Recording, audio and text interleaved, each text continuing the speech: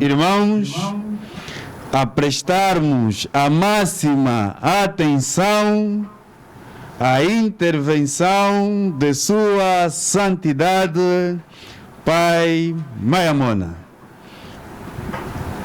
Queremos pedir a todos, e neste momento, e em nome dele, que possamos, em primeiro lugar, escutar a leitura bíblica que vamos extrair no livro do profeta Isaías, capítulo 35, versículo 1 até o versículo 10. E vamos à leitura. O deserto e os lugares secos se alegrarão disto, e o ermo exultará e florescerá como a rosa, abundantemente florescerá e também regozijará da alegria e exultará. A glória do Líbano se lhe deu, a excelência do Carmelo e Sarom. Eles verão a glória do Senhor, a excelência do nosso Deus. Confortai as mãos fracas e fortalecei os joelhos tremendos. Dizei aos turbados de coração: esforçai-vos, não temais, eis que o vosso Deus virá com vingança, com recompensa de Deus, ele virá e vos salvará. Então os olhos dos cegos serão abertos e os ouvidos dos surdos se abrirão. Então os coxos saltarão como servos e a língua dos mudos cantará, porque águas rebentarão no deserto e ribeiros no ermo. E a terra seca se transformará em tanques, e a terra sedenta em mananciais de águas, e nas habitações em que jaziam os chacais haverá erva com canas e juncos, e ali haverá um alto caminho, um caminho que se chamará o caminho do santo. O imundo não passará por ele, mas será para aqueles os caminhos, os caminhantes, até mesmo os loucos não errarão. Ali não haverá leão, nem animal feroz subirá a ele, nem se achará nele, mas os remidos andarão por ele.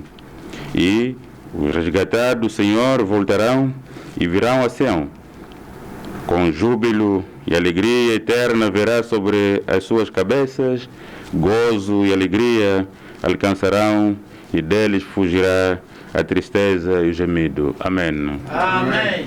E a palavra diz, numa outra leitura que vou fazer, porque a primeira será esta que vai conduzir-nos no desenvolvimento desse tema, e quero fazer referência a uma outra leitura na segunda epístola do apóstolo Pedro, que vai, de facto, dizer a vocês o porquê que sou tão insistente assim, querendo aproveitar todos os momentos e ocasiões que aparecer para poder não só transmitir coisas novas, mas também fazer lembrar as que já conhecem.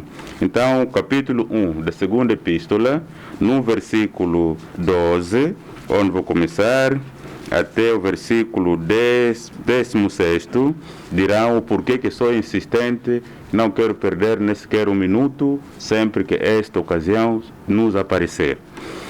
Pelo que não deixarei de exortar-vos sempre acerca destas coisas, ainda que bem as saibais e estejais confirmados na presente verdade. E tenho por justo, enquanto estiver neste tabernáculo onde estou, despertar-vos com admoestações, sabendo que brevemente hei de deixar este meu tabernáculo, como também o nosso Senhor Jesus Cristo já me tem revelado.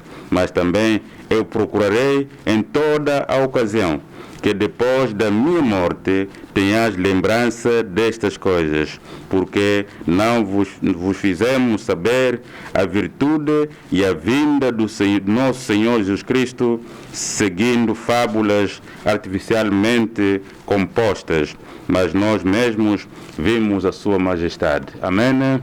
Amém. Aqui está a razão da minha insistência. Eu vi a majestade daquele que me enviou. Por isso insisto, falar no tempo e fora do tempo. A minha missão é esta, não posso ser substituído por ninguém. Enquanto estiver em mim esta graça, é minha, falar no tempo e fora do tempo.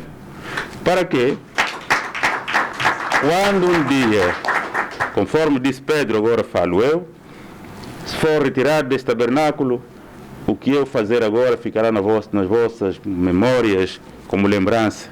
Como lembrança. Se agora não é doce, mas naquele dia que saí deste tabernáculo, então direis, finalmente era um bom momento, que não aproveitamos bem. E por isso vou insistir no tempo e fora do tempo, sempre que aparecer uma ocasião como esta, eu vou falar, vou exortar, ainda que já conheça essas coisas, mas eu voltarei a exortar-vos e para que possais ser edificados.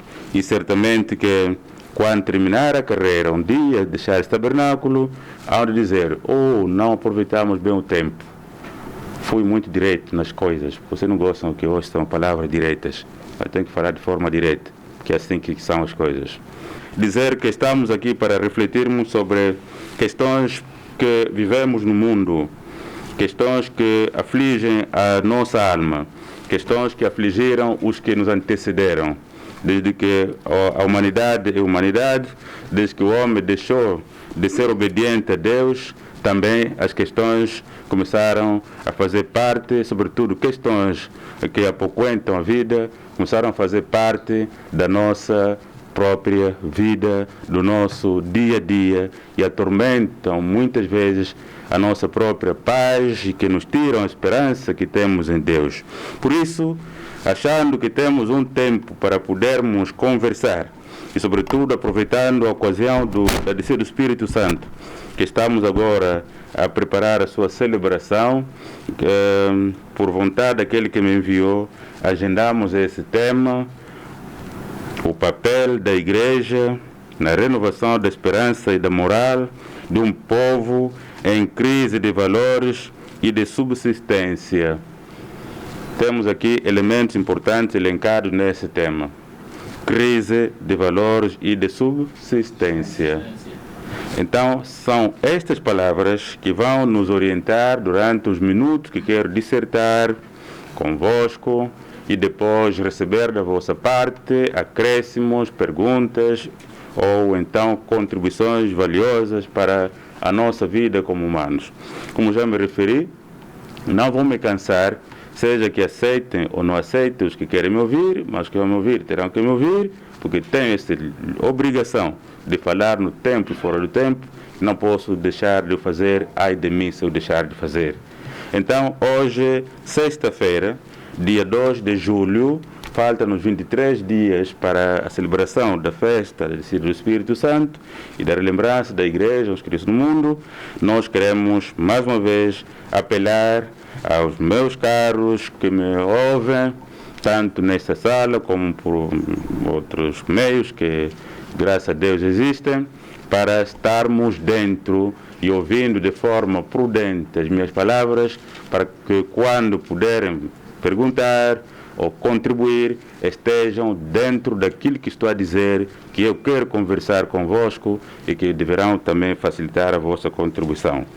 Queridas e queridos, meus amados, a Igreja é uma instituição com origem em Deus, um projeto de Deus para resolver um dos maiores e piores diferendos jamais vistos na Terra.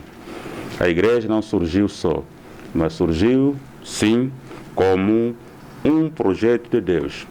A Igreja tem origem em Deus.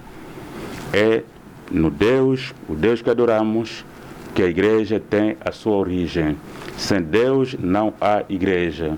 É Ele próprio, que resolveu criar a Igreja, que traçou o projeto que se chama Igreja para resolver um dos maiores e piores diferendos jamais vistos na Terra.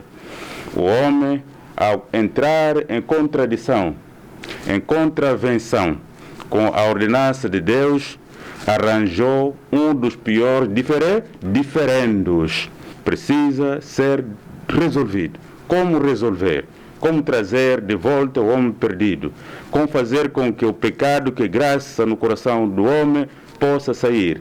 Deus criou o projeto igreja, que uma igreja que está, digamos assim, no coração de Deus, através do seu Filho Jesus Cristo. Jesus Cristo. Este Jesus Cristo é, de fato, a base onde as raízes da igreja estão implantadas. Sem Jesus Cristo, sem Cristo, não há igreja. É, de fato, este Cristo, pela sua morte, que ele procura até hoje comprar aqueles que obedecem o Evangelho. É através do seu próprio sangue que até agora ele procura comprar, isto é, resgatar, como dizem os outros, resgate dos valores. Cristo, o seu resgate, não só palavra, mas é sangue derramado para resgatar aqueles que aceitarem-lhe o Evangelho. Porque o Evangelho é, digamos assim, que podem ou não aceitar. O homem é livre de aceitar ou não aceitar o Evangelho. Mas aqueles que aceitam são estes que estão no projeto de Deus para ser remidos. Aleluia! Amém. Aleluia! Amém. Então, nós temos um tema muito atrativo e atual quando falamos renovação das esperanças. Renovar a esperança. É porque essa esperança já existia. Infelizmente, por este ou aquele motivo, foi frustrada no coração humano e que precisa ser renovada. Como renovar a esperança num mundo onde as pessoas, que o povo, vivem crise de valores e de subsistência, onde as pessoas comem com muitas dificuldades, onde as pessoas estão a perder a própria crença em Deus, onde as pessoas moralmente estão doentes. Como renovar a esperança dessas pessoas para voltarem à raiz principal, às nossas bases e rebuscar os elementos essenciais que nos fizeram ser seres diferentes de outros seres, como seres que foram criados à imagem e semelhança de Deus. Eu no princípio disse que o que vemos hoje já viveram os outros no tempo que nós não estávamos lá como homens. O sofrimento, as dificuldades, a crise da moral, de valores, de subsistência, fome, nudez e outras coisas, seca e inundações, os outros no passado já viveram. E tiveram também a mesma ansiedade que temos hoje, de querer ver o problema resolvido e voltar a viver bem. Sim. Na história, muitas vezes, Deus resolveu o problema dos homens, de uma determinada nação, do determinado povo escolhido por ele. Depois de tantos gritos, ele procurou resolver o problema deles. Só que, ao resolver o problema destas pessoas, logo que ele saísse da dificuldade para a alegria, não demoravam a perder de vista o sofrimento que tinham ontem. Acabam outra vez, por causa da muita alegria, voltar outra vez no pecado e a frustrar outra vez a esperança. Então estamos aqui até hoje. Por isso buscamos Isaías 35. Este livro de Isaías, você tocou isso, tem que conhecer isso hoje, você já ouviu. Estou a lembrar, como já falei, na segunda carta que eu li, da carta do apóstolo Pedro, onde falei porque tem que continuar a exortar-vos no tempo e fora do tempo. Este capítulo foi lido no Congresso Internacional, na Conferência Missionária Internacional. Quem leu esse texto foi o reverendo Gaspar Adão de Almeida, quando interveio, para fazer sentir que, embora a África estava sedenta de esperança, estava na escuridão total, estava sem esperança quase de um dia ser alguém, de ser um povo como tal, mas que havia uma esperança. O mesmo texto dado a Israel há cerca de 6.000 anos atrás voltou a ser dado aos africanos em 1946. no mês de julho, em Leopoldville. É um texto que traz elementos importantes que podem suprir os problemas que estão no nosso tema. O papel da igreja na renovação da esperança e da moral de um povo em crise de valores e de subsistência. A fome é um problema global e também rotineiro, que sempre vai e volta. Nas várias gerações que já passaram, a fome fez parte da vida humana enquanto desobediente que vive na terra. Por isso temos Israel, que vai se multiplicar no Egito. O problema é fome, crise de alimentação. Não havendo comida, Jacob procura emigrar da terra de Canaã para o Egito, onde já se encontrava seu filho vendido, que se chama José. E este os recebe, e aí se instalaram, eram 75 pessoas, e depois de 430 anos, tornaram uma multidão de gente que regressam agora do Egito para a terra prometida, que vão em direção a Canaã, a terra prometida, para ali poderem herdar a promessa. Então significa dizer, a fome na nossa vida como humanos, como já dissemos, está num tabernáculo. Há muita gente que não entende que o homem está num tabernáculo. O tabernáculo é este corpo. Infelizmente, é um tabernáculo terreno, feito por mãos humanas. Este tabernáculo sofre danos.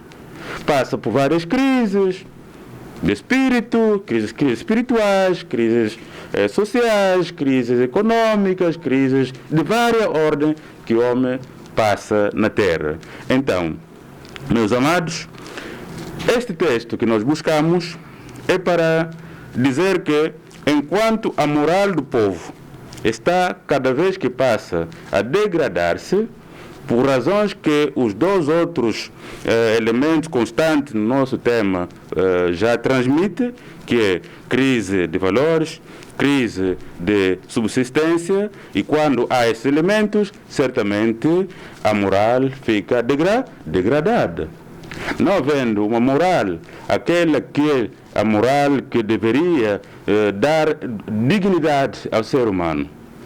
Porque quando um ser humano perde a vergonha, o ser humano perde o temor, perde o respeito, perde a disciplina, já está fora da moral, já não tem mais moral. Uma pessoa imoral é imunda. Uma pessoa imunda não pode agradar a Deus. Então o mundo está imundo.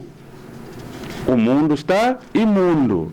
Está imundo porque está a sofrer esses elementos, está a passar por crises de valores, crises morais, crises de subsistência. Cada um sabe como viver, o que vai comer, o que dar à criança, o que dar à mulher, como meter o filho na escola. Tudo isso está a funilar-se na consciência do homem e começa a criar desespero. Havendo desespero, certamente alguém que tem autoridade para devolver a esperança no coração humano.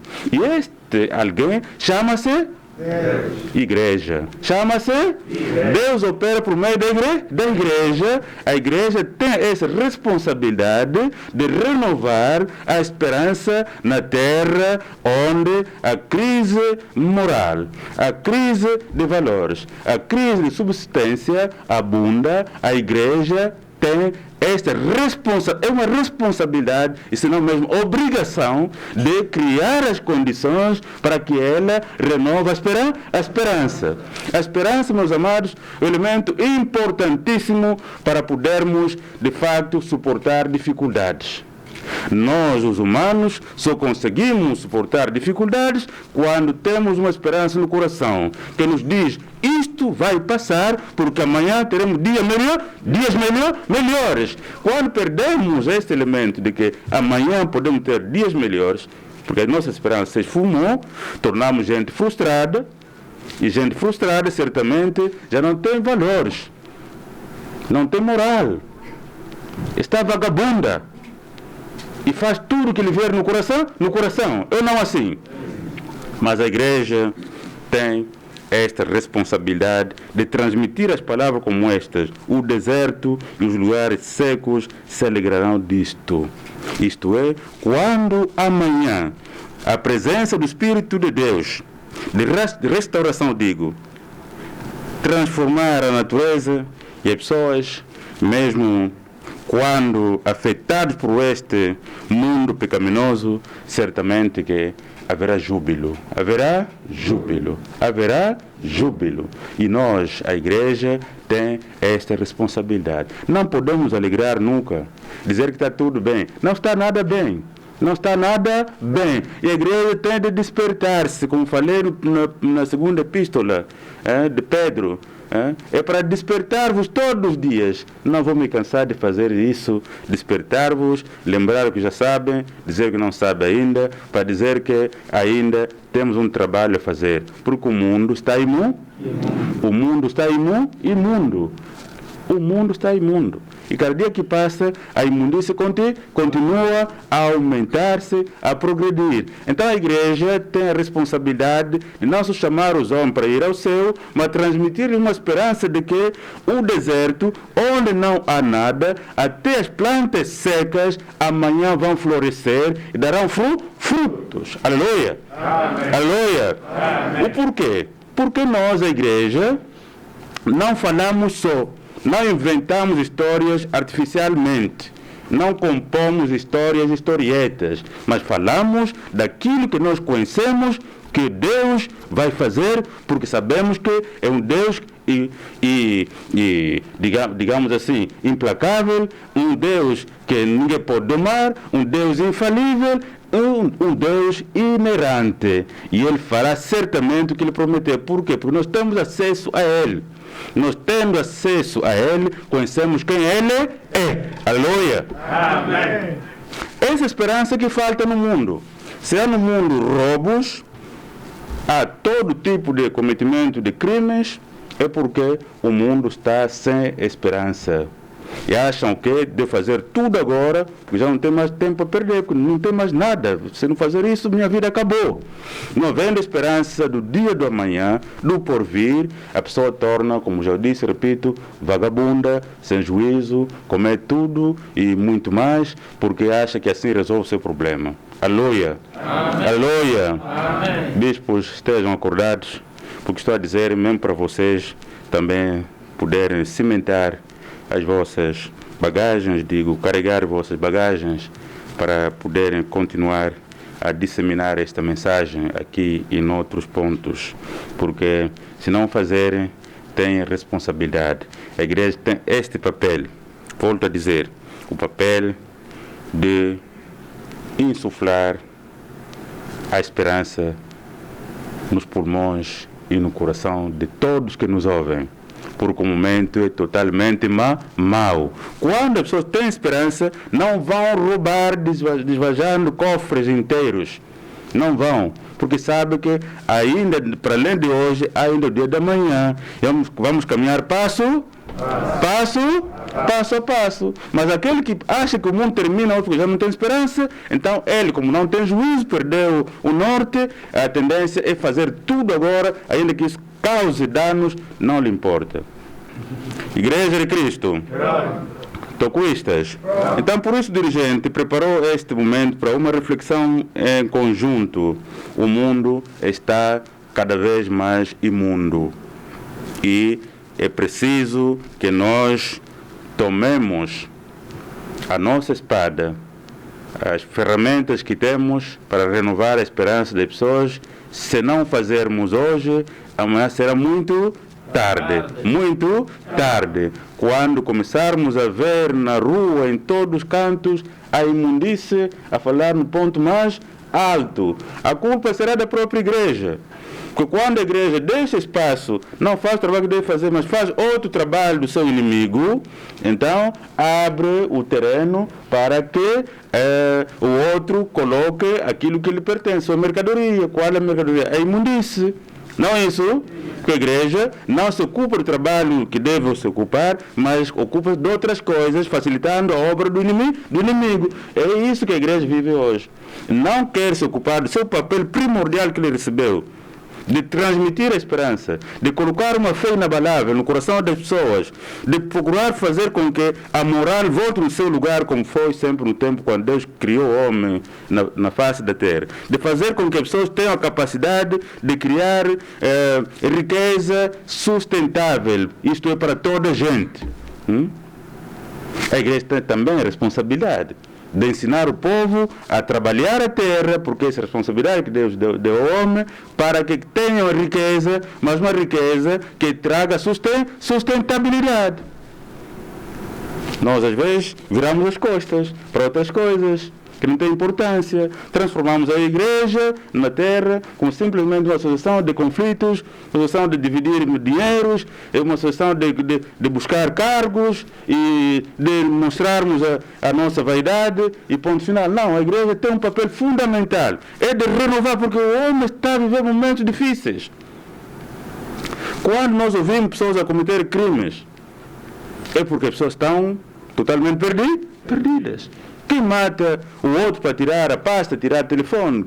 Quem mata a mulher porque não tem isso, não tem aquilo? O filho que mata a mãe, que mata o pai que mata a mulher, porque a mulher que mata o marido, porque tirou aquilo, fez isto, é porque as pessoas estão totalmente perdidas na imundície, na desgraça, na esperança. Aleluia. Amém. Então, precisamos voltar para o entrocamento, dizermos que, ainda que o deserto se alastre, ainda que as árvores estiverem a secar, mas certamente haverá um dia em que no deserto haverá tanques de água, e as árvores secas, que alguém diria sacalhar, essa árvore nunca mais dará frutas.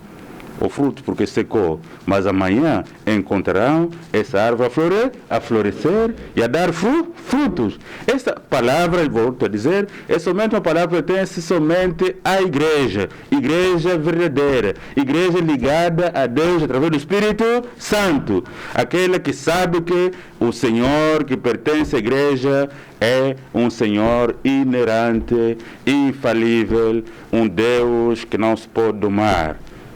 Um Deus que fala e cumpre, e que através da história tem mostrado as provas infalíveis. Igreja, aleluia. Amém. Igreja, aleluia. Amém. Igreja, aleluia. Amém. Então, o Espírito Santo que recebemos já há 72 anos veio para servir como água. Também na Bíblia o Espírito é comparado à água ao Espírito, porque a água faz florescer, a água refresca, a água consola o coração que está já sedento, como está o próprio Espírito Santo, por isso há essa ligação e paralelo água-Espírito Santo. Então significa dizer que o Espírito que recebemos 72 anos veio porque o deserto está cada vez mais seco, mas para fazer florescer as árvores que lá estão, que não tem mais flores, que não tem mais folhas, que já quase não tem vida, para poderem de facto voltar a florescer, tem de haver o Espírito Santo. E o Espírito Santo é Espírito Santo de Deus. Quando há Espírito Santo, aí há transformação da natureza, das coisas. Se não se transformam, é porque algo está a correr mal. Quando há presença do Espírito Santo, certamente deve haver a transformação das coisas da natureza. Aleluia. Amém. Igreja, aleluia. Estou com isso, aleluia. Amém. Por isso, meus amados, estamos reunidos hoje para conversarmos sobre estes aspectos imorais que estão a acontecer na nossa vida. Quando Sodoma e Gomorra entrou nesta fase de desilusão, quando começaram a desconfiar com o próprio Deus, e tiveram como um Deus inativo, que nada pode fazer mais. Resultado, a imundície começou a tomar conta de tudo e de todos. Em todo lugar havia imundície. As mulheres não tinham mais problema de trair seus maridos, seu marido não tinha problema de trair suas mulheres, faziam tudo o que quisessem, onde que queriam, porque estavam sem esperança de que devemos temer que há um Deus Criador do céu e da terra. Nós devemos ter a esperança no nosso coração. Você tem que ter a esperança de que eu estou aqui, mas há um Deus que me criou. E certamente Ele me acompanha todos os dias. no meu sofrimento, na alegria. Ele está me acompanhando, está contando os meus dias. E certamente, no fim da minha jornada, algo vai fazer. Quando assim pensamos é porque temos uma esperança. Mas quando já a nossa esperança está totalmente perdida, já não tem mais esperança, e não podemos julgar mais no nosso coração que há um Deus que nos criou, que é capaz de trazer de volta a nossa alegria perdida. E o mundo está nesse estágio. E todos quanto querem buscar este caminho de repor a esperança, porque não haverá esperança se não corrigirmos os erros que provocaram a inesperança ou inexperança, temos que buscar os elementos que fizeram que essa esperança voasse, e certamente aquele que já está na imundície, aquele que já está na perca de valores, porque já não tem valores, quem não tem valores faz tudo. Não será teu amigo. Será teu amigo? Não será amigo. E a igreja, para que evitasse criar inimigos, começou a meter visto em tudo. Mesmo sabendo que isso não está bom, ela ou cala-se, se abstém, para não ser visto que disse que não, ou então ela aceita, mesmo sabendo que não está bem. Se formos assim, será difícil renovarmos a esperança do povo que está a passar em crise de várias ordens. A crise não somente de alimentos, mas também a crise de valores que existe na Terra. As escolas deixaram de fazer o seu papel, quer também um lugar de instrução, onde também os valores eram de facto transmitidos, para que a pessoa que sai da escola seja alguém com estrutura. Hoje a pessoa sai da escola, só tem documento enrolado, que se chama... aquele enrolado, como se chama? Canudo só. Mas uma pessoa estruturalmente não tem nada. Porque os valores deixaram de ser transmitidos. E a igreja também cada vez vai recuando para trás, deixando espaço para que haja progressão do mal. Se assim é, o Espírito Santo que recebemos em vão veio a nós. Se veio a nós para nos fazer florescer, para fazermos outra vez dar vida àqueles que não têm vida, então se não fizermos, meus amados, estamos perdidos e a nossa luta é em vão. Por isso, caros membros da igreja, os cristãos no mundo e todos que me ouvem, o momento é da igreja levantar a sua voz para transmitir a esperança daquilo que não vimos, porque tudo já estamos a ver, deixou de ser a esperança, porque já está visto. A esperança é aguardarmos algo que ainda não vimos. É que estamos à espera. Temos que dizer isso aos homens.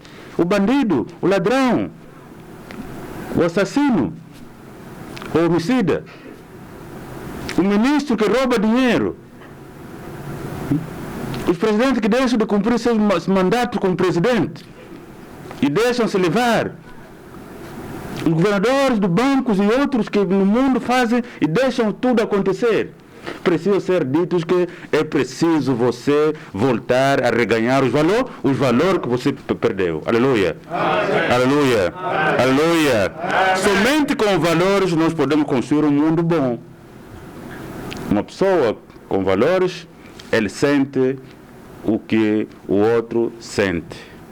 Ele fica no lugar do outro. Não há um altruísta que não tem valores. Somente há altruísmo quando há valores. Somente há altruísmo quando há valores. Somente há voluntariado quando há valores. Nós temos hoje estudantes que terminam as formações. Onde eles fazem o trabalho de voluntariado? Onde? Fazem? Nada. Não faz trabalho de voluntariado.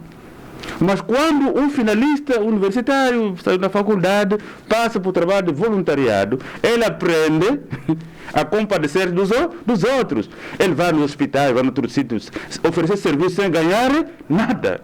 Os outros fazem isso. E há países que o currículo do indivíduo que terminou de trabalhar, se não consta lá o trabalho de voluntariado, não pode ser recebido na empresa.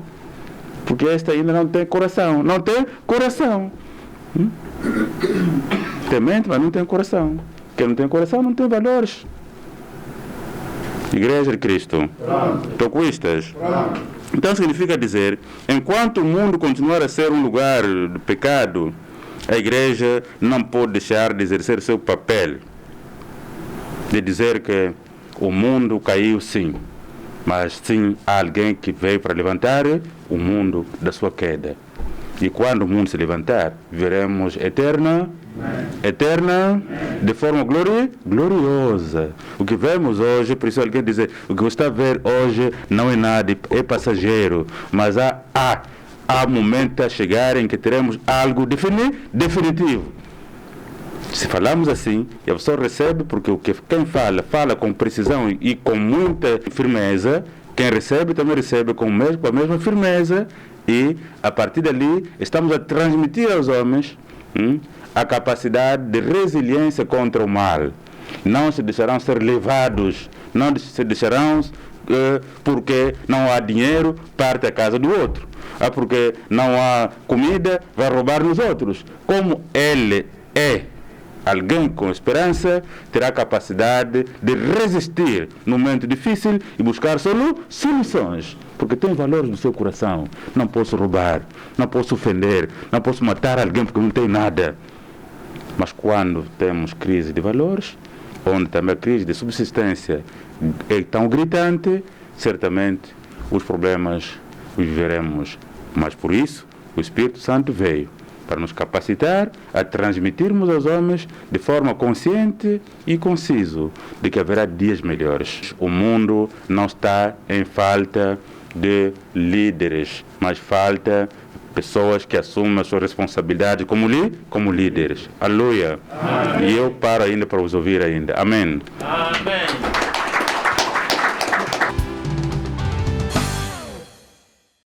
Sabemos muito bem que os valores perderam desde os nossos pais de independência, quando estes não aceitaram as palavras ou as conversações que não queriam se situar,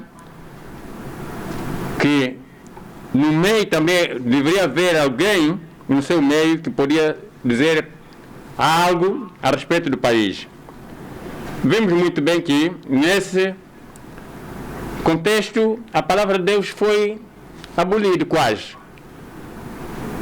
E o pai dizia que a igreja tem um papel para resgatar estes valores. Naquele tempo, qual era o espaço que foi dado à igreja para poder, mais ou menos, evitar certos problemas que deveriam estrangular o andamento do país? Então, se formos a ver, os valores não perderam agora, já vieram perder, foi perdendo desde os primeiros nossos pais que adiantaram de independência. É que deixaram essa lacuna que hoje estamos vivendo, porque não é hoje que começou. Se eles limitaram que a palavra de Deus não podia soar, então é ali que nosso mal também veio.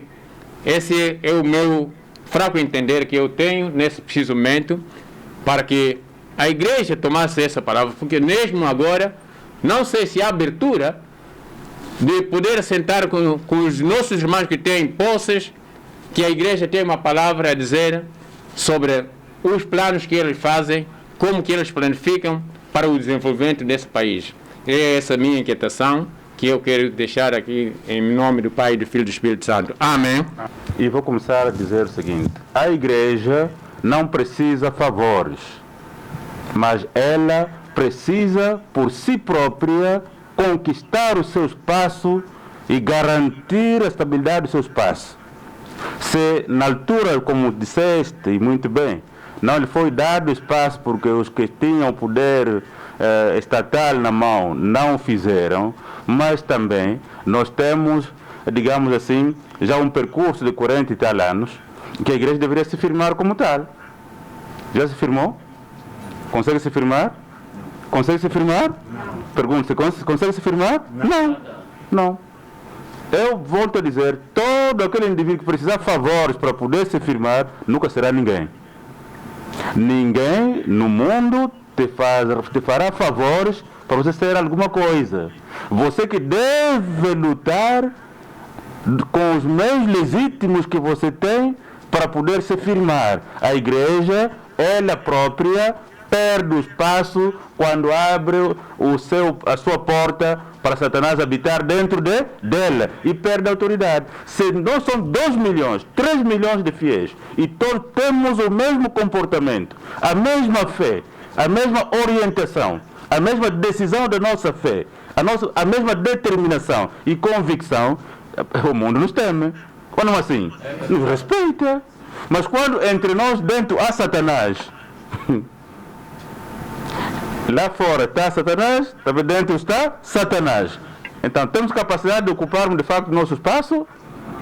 Vamos conseguir ter força de dizer que você faça isso, ou nós somos nós, você fica ali. Vamos conseguir? Não.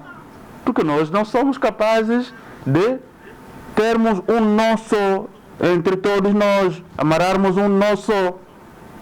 Toda família que não consegue viver em união, que fala só uma única palavra, é família fácil de ser uma presa de Satanás. Então a igreja, como as cartas que ouvimos aqui, dirigidas às 7 igrejas, também hoje estão sendo dirigidas as cartas, digo. Só que a igreja não ouve, tem ouvidos tapados. O que habita mais na igreja é a consciência humana, a vontade humana, o que eu quero, o que eu ouvi, o que eu tenho que fazer. E não quer seguir o que é de facto a vontade de Deus. A humildade, o amor, a compaixão, o amor ao próximo, o perdão, a espiritualidade. Porque a santidade é o elemento basilar para a igreja ser igreja. Se a igreja perde a sua santidade, a imoralidade habita nele de várias ordens. A imoralidade de várias ordens que existe. De mentiras, de feitiçaria, de inveja, de ódio, de adultério, de prostituição, de tantas outras coisas. Quando todas essas coisas habitam dentro da igreja, ela não pode conseguir ocupar seu lugar. Os governos do mundo são nossos filhos. São nossos vizinhos. São nossos conhecidos. Se nos conhecer que nós somos as pessoas verticais, porque conhecemos a Deus que adoramos, eles nos respeitam, ou não assim? Mas quando são pessoas que não temos, como se diz, não temos uma face verdadeira, posso ter uma face agora e ter outra depois, então quando falam, esse aqui, eles falam aqui, mas lá no interior está tudo podre. Está tudo podre, porque eles sabem. Como, por exemplo, hoje, a própria igreja que é santa, mas dentro dele tem pessoas que só estão lá, pensa ser convertido, mas não convertido, mas é enviado de Satanás. Só fica lá para copiar os que tentam ser de Deus, estão a dizer. Também estão na igreja, não estão? Estão.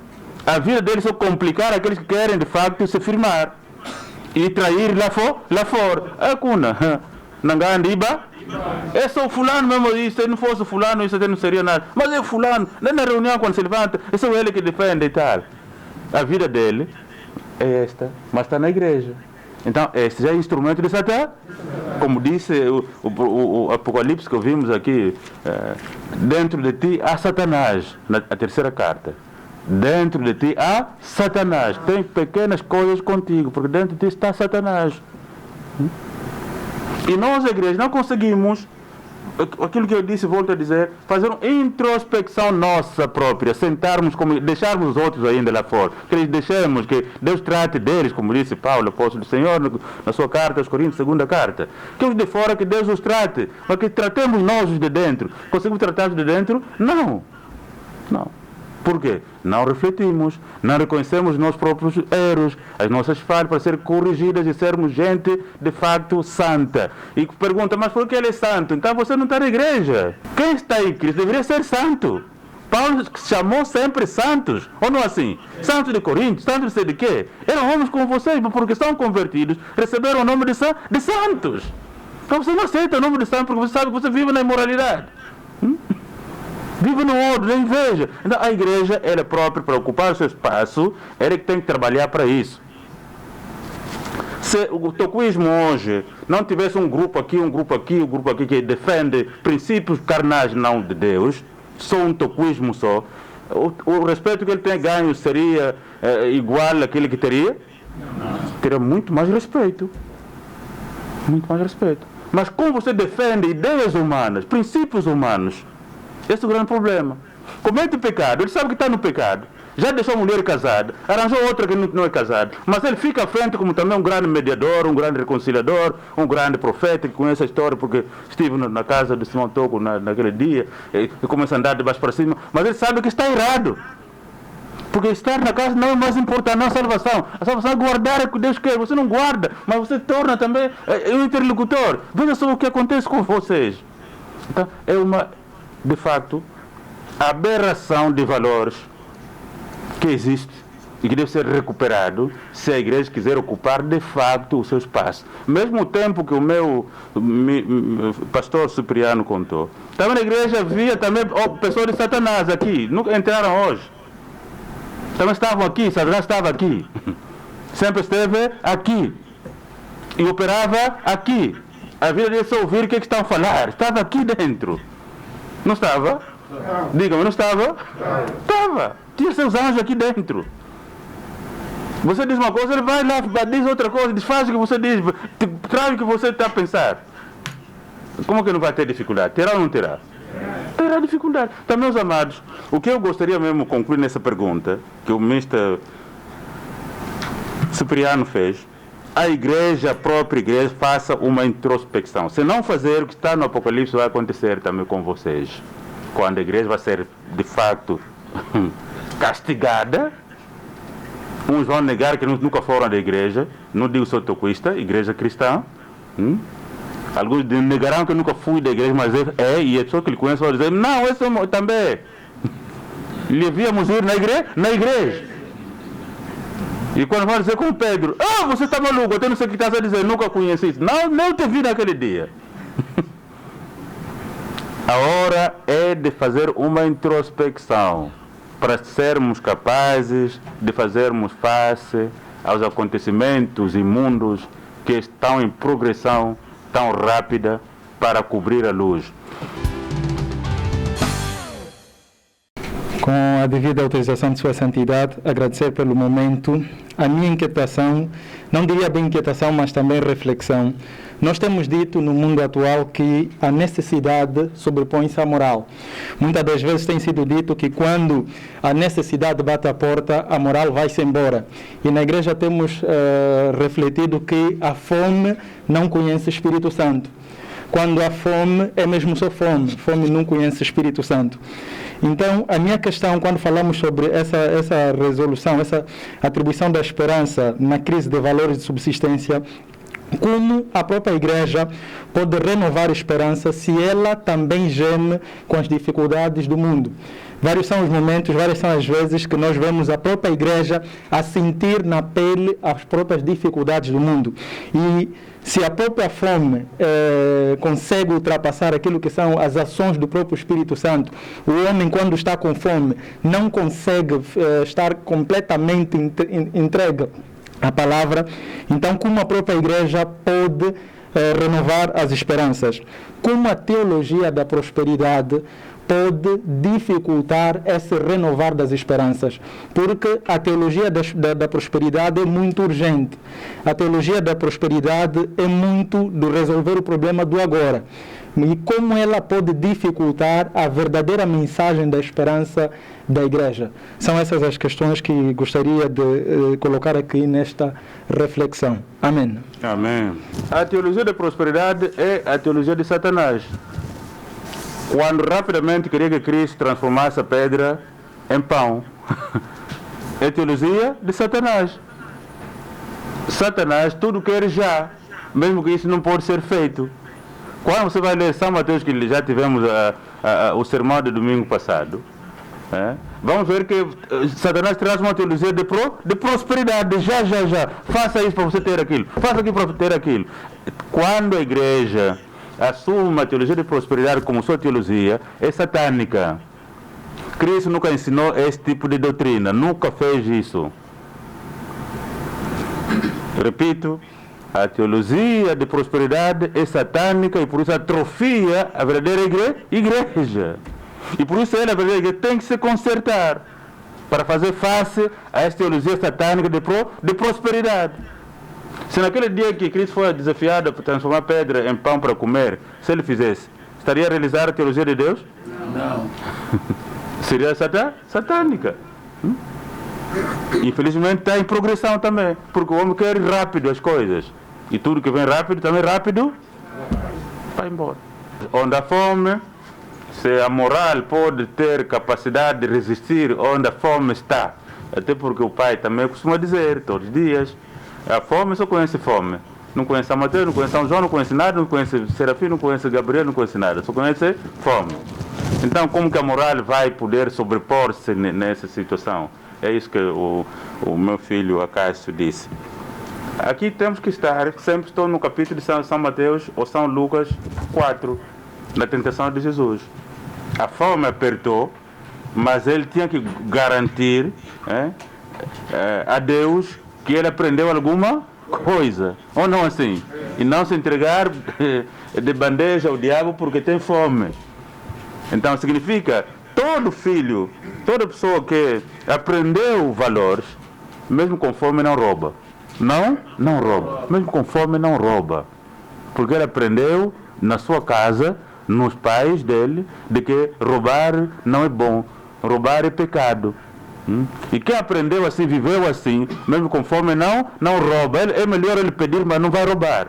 Mas quem não tem, digamos assim, raízes profundas a partir da sua própria casa, e a igreja também não complementou, né, a escola poliu esses valores, certamente que qualquer coisa que ele vê no coração, faz, porque não tem valor. Por isso, em casa, e hoje é o pior, por isso teremos um mundo ainda difícil de se viver, quando as pessoas vivem sobre aquilo que eles querem, fazem o que quiserem, ninguém te pega.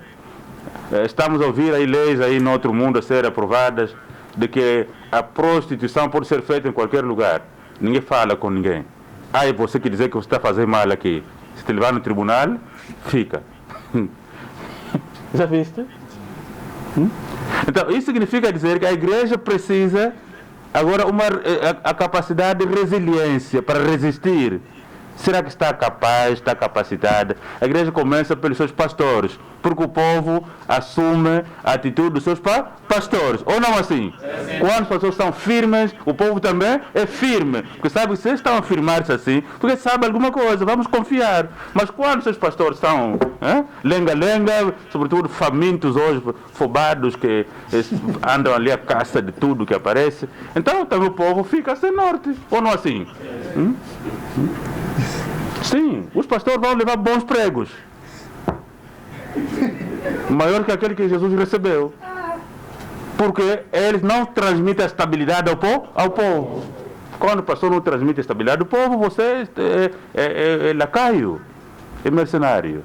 Isso que temos hoje. Por isso, seja qual for a situação que você viver, se você aprendeu bem na sua casa que não se rouba, você não vai roubar. Vai se pedir, mana, tio, eu tenho fome. Por favor, me arranja trabalho para fazer, para ganhar dinheiro. Vai fazer isso. Mas como você não tem bases firmes da sua moral, basta a barriga doer, procura forma para roubar, pegar na faca para tirar o que o outro tem, pegar na arma para tirar o que o outro tem, porque você não tem bases morais que podiam sustentar os seus vícios e a sua situação difícil que está atravessando. O segundo ponto é a questão mesmo do texto bíblico de Isaías. Isaías foi profeta, e a mensagem profética, para ser percebida, é necessário muita espiritualidade por parte do povo. Se o profeta vê, o povo não consegue ver até onde chega a visão do profeta. Então, como nós, povo, podemos interiorizar a mensagem do profeta? Porque temos dito também na igreja que a mentira do profeta é a demora. E os problemas sociais são urgentes, as dificuldades do mundo são urgentes e candentes. Esta demora da palavra profética, esta demora da mensagem do profeta, como a igreja pode conseguir interiorizar? Falo principalmente da parte dos jovens. Como nós jovens podemos criar esperança nessa mensagem profética? A mentira do profeta é a demora, mas a confiança no profeta e no Deus que lhe envia faz com que os homens suportem o tempo que for necessário. Se formos a buscar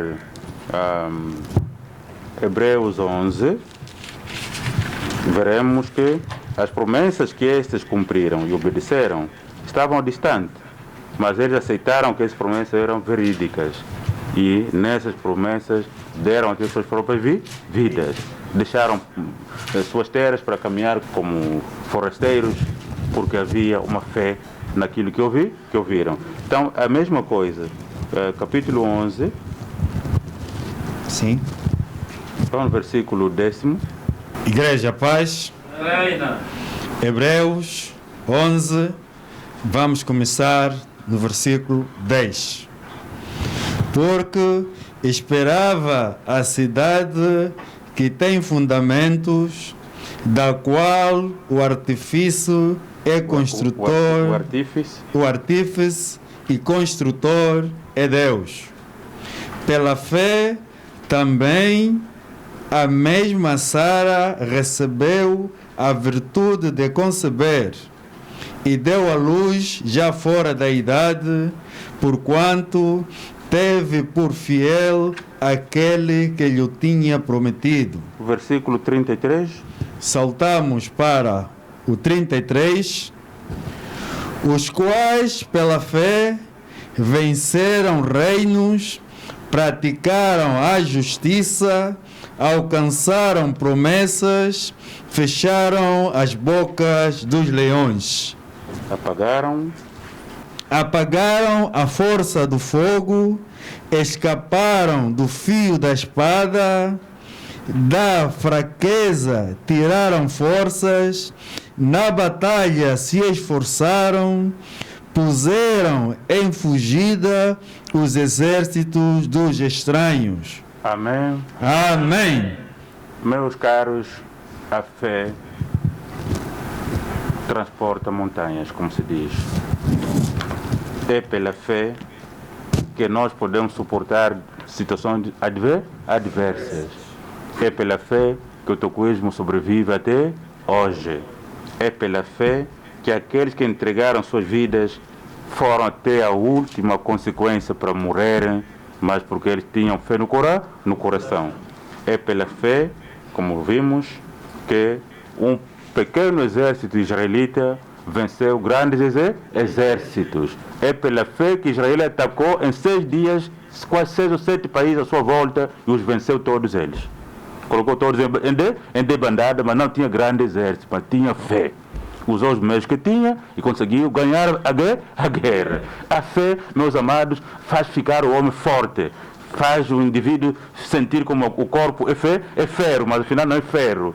Porque é a fé que ferve dentro dele. Sem a fé, não podemos agradar a Deus. Aleluia. Amém.